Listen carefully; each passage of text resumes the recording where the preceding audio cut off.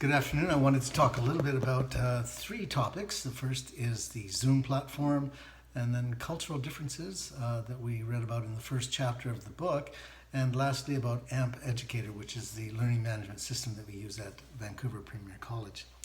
Maybe I'll start with cultural differences.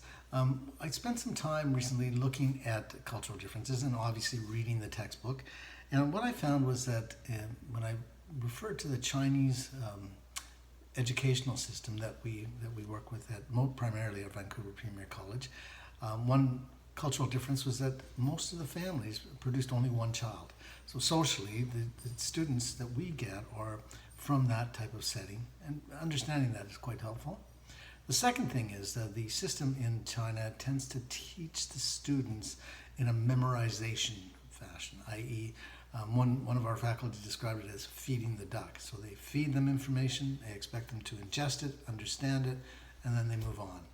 There isn't a lot of immersion in the learning. It's more about just memorization.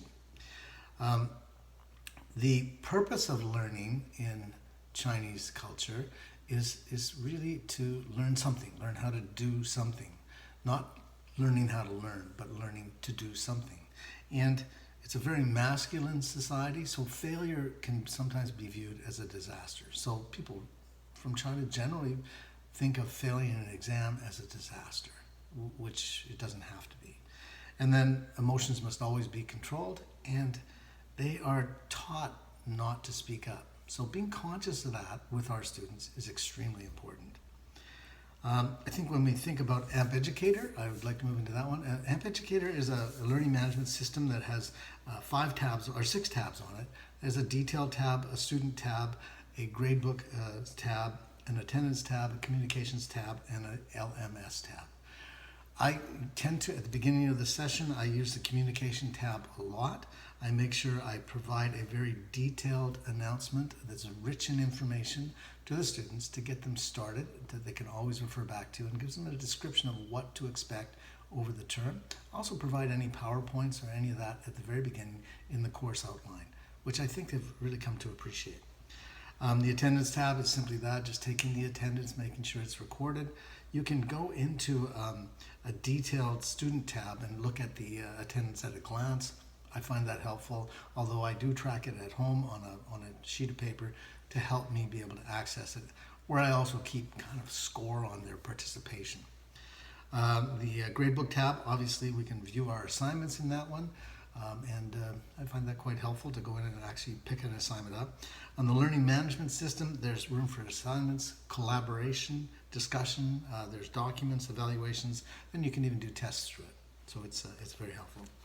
And lastly, on the Zoom platform, well, I really enjoy using the Zoom platform. I know a lot about it.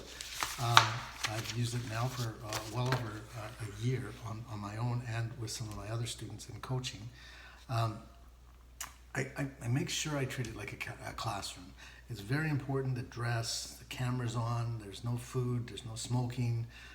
They're sitting at a desk with all the supplies they need to be successful as a student. They sign on automatically. On Zoom, we do a lot of role plays. We play games. We also do group work. I think the breakout rooms are brilliant.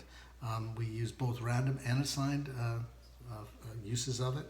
And make sure that when you're in the Zoom breakout room, you're on camera. Your camera is on. We've got shoulders and head showing at all times. We only speak English. I try to do at least one-on-one once per session, and if I can get another session of breakout in, I try to do a 4-on-4 so that there's interaction at all times among the students and they get to know each other, because really at the end of the day we're forming a team and people are moving forward as a team. I think that's very important. There are lots of great tips and tricks that I read about and saw on the Zoom platform discussion, and those vary from simple things like getting the extra information on the top off the screen, getting it back on the screen, the sharing, how to share properly. Kevin Lin has been very, very helpful in providing tips and tricks on how to do things, but he's also very accessible so that if I do get stuck, and I have, he's there to help me out and get unstuck very, very quickly. So I like the Zoom platform. I think I've been successful with it, and I realize that there's more and more to learn all the time, and lots of different ways that I can do that by just going online and looking on YouTube. Thanks for listening.